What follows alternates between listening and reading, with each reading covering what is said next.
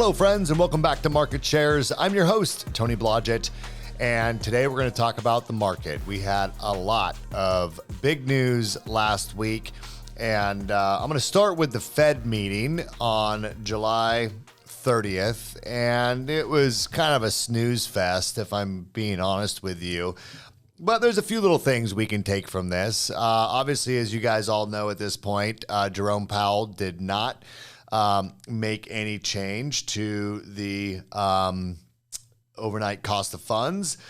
So that stayed unchanged at 4.25 to 4.5. That's the fifth meeting in a row where we've seen no change to the overnight cost of funds, no change to monetary policy.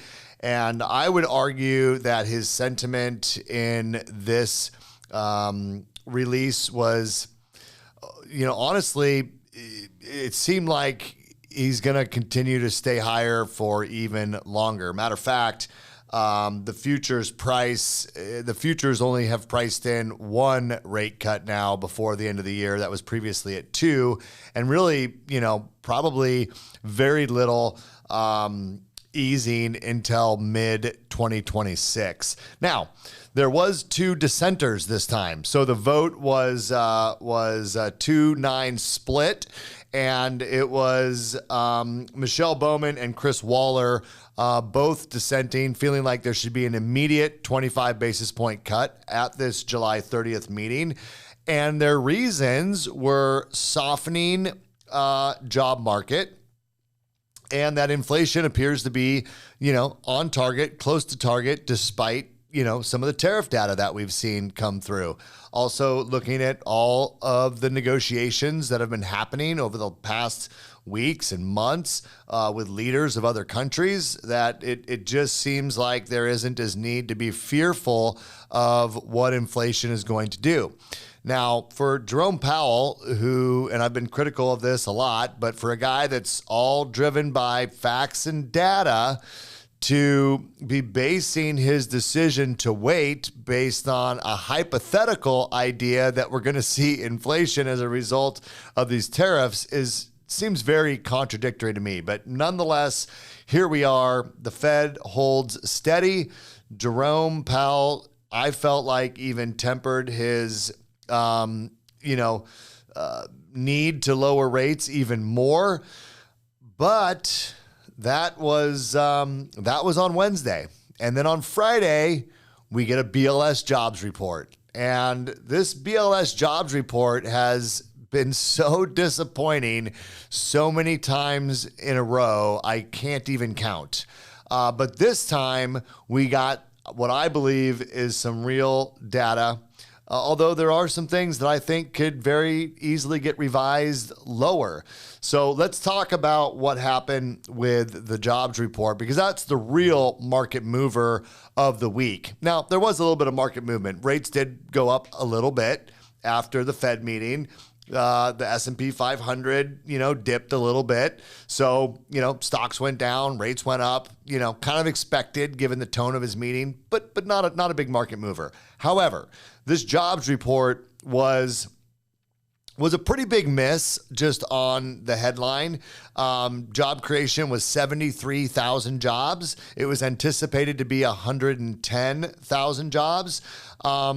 So definitely a miss there, but what's interesting is some of the details. First of all, almost all of those 73 job creations were in healthcare and social assistance, not the most meaningful, driver of economic growth, let's say.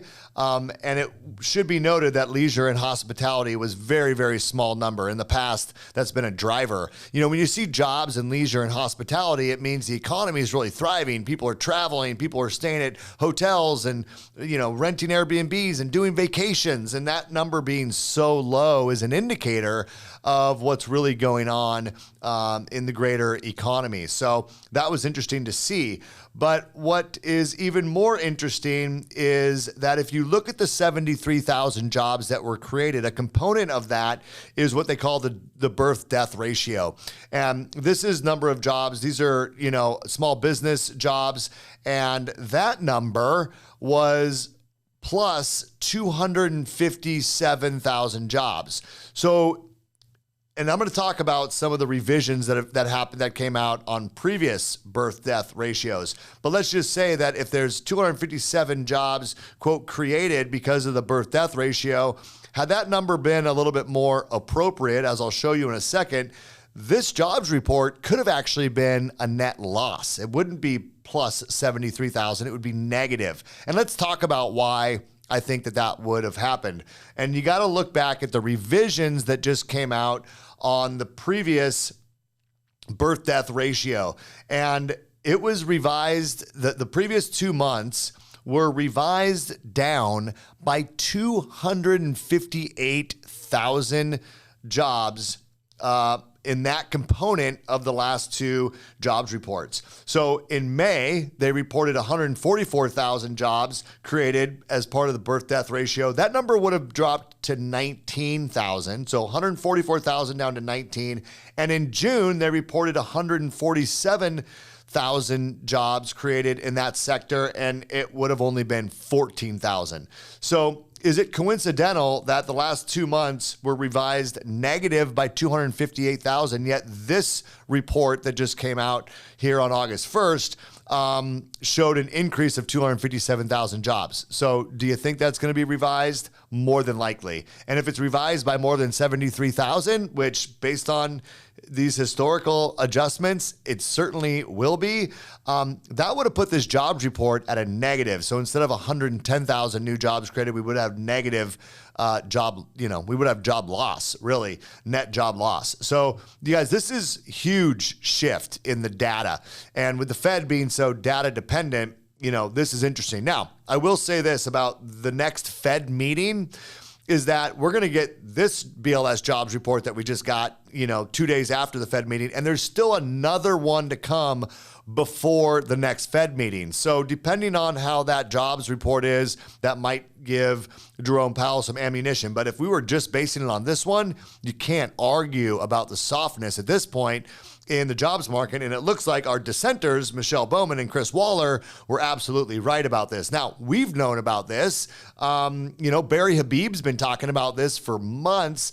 We see all the revisions every single month on the BLS jobs number, and yet it doesn't really move the market. And so we've taken a beating on some of these jobs announcements that have come out, and they've really hurt interest rates. Matter of fact, Barry spelled it out on his call on August 1st that if you look back at the June 6th jobs report, we lost 52 basis points in mortgage-backed securities. So the MBS market lost 52 basis points after that jobs read, and the 10-year jumped up by 13 basis points. It's even worse on the July 3rd. The July 3rd meeting, or the announcement of the BLS, we lost 71 basis points and 25 basis point increase on the 10-year. And we're not going to get that back. When these revisions happen, people, they forget about the headline, right? Now, I say we're not going to get it back, although as of right now, I'm recording this on Friday, August 1st, when this jobs number came out, and the bond market is absolutely rallying. We're close to the end of the day. It's still holding its gains. We'll see how that rolls into next week. You definitely might see some profit taking because we were up, 38 basis points or more last time I looked. And it's common to see profit taking. It's common to see a little bit of that, especially on a Friday before a weekend. So we'll see if this rally continues into next week. But I don't see how finally getting a BLS jobs report with this kind of weakness, with this kind of previous revisions, isn't going to give Jerome Powell what he needs as far as ammunition to agree that the jobs market is softening.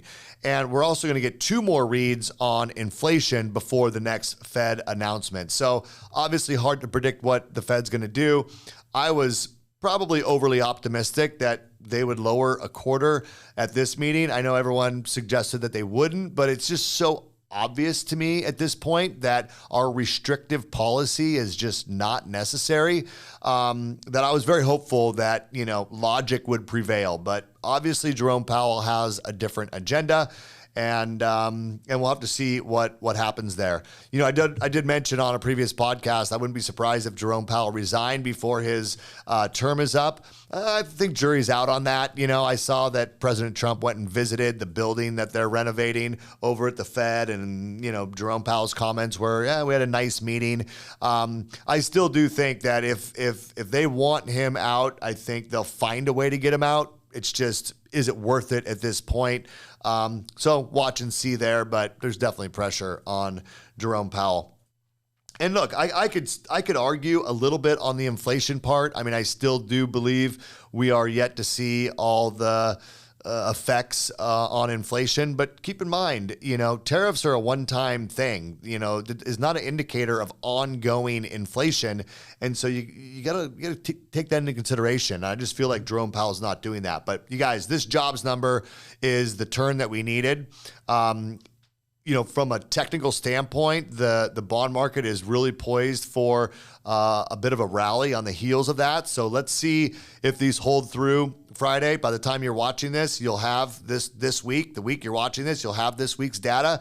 So we'll see what happens with the market. But I'm optimistic that this gives the bond market a little change of sentiment, if you will, that we're going to see the Fed finally play ball as we move into September, and this might just be the ammunition to do that. Now, with that being said, I just want to touch on how this impacts our business.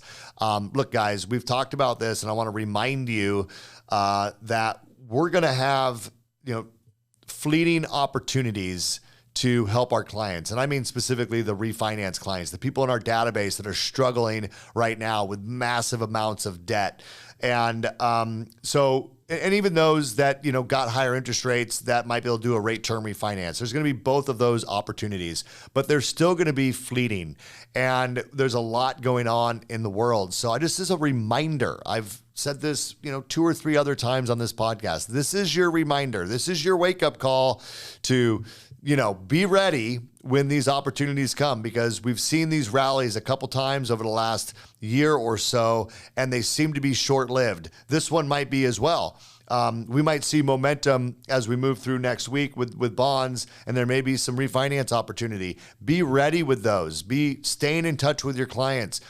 Leverage the power of your CRM to let people know what's going on, but also set some sort of a trigger rate with them so that when the right time comes, you can act quickly and not just talk about saving somebody money, but actually lock in their interest rate at a time when rates are good. I expect a lot of volatility. What I'd like to see is interest rates, although it's going to be a little bit of a jagged line, I'd like to see the trend towards improving. This might be the turn that we've been looking for with this jobs report. I mean, we've been seeing it in the revisions, so we know that the underlying data is there. But now it's starting to come through on whatever crazy calculation the BLS is using, and it makes it feel more real. And it'll be interesting to see how that plays out. We'll finish through the rest of these tariffs. You guys, the second half of the year could be the start of a turnaround as it relates to getting interest rates down a little bit. So we'll have to keep a close eye on it. But I wanted to give you those updates. If you are a subscriber to MBS Highway, which if you're in the mortgage business, you should be, make sure you watch Barry's overview on 8-1. He goes more in depth than what I did here today. But for those of you that didn't see it, I wanted to give you at least a little bit of a snapshot on what happened with this jobs report and why it's so meaningful. And for those of us who watch this all the time, it's a little rewarding to see that finally we get a report that seems to be accurate, despite that birth death number, which I suspect will be revised. And we're moving in the right direction as far as that goes. So, all right, brush up your database. Be ready for the cycles. They're going to be fast. They're going to be volatile. And you got to capitalize on those opportunities when they arise. So until next time, you guys, thank you so much for your time and attention watching Market Shares. Thank you for sharing Market Shares with your colleagues. And of course, I appreciate those that subscribe. We're trying to get our subscription numbers up. There's lots of benefits to us to do that. So if you watch this, but you don't subscribe, please consider subscribing this week and lock it in, and you will see our next episode next Friday, 10 a.m. Pacific time. And until then, take care.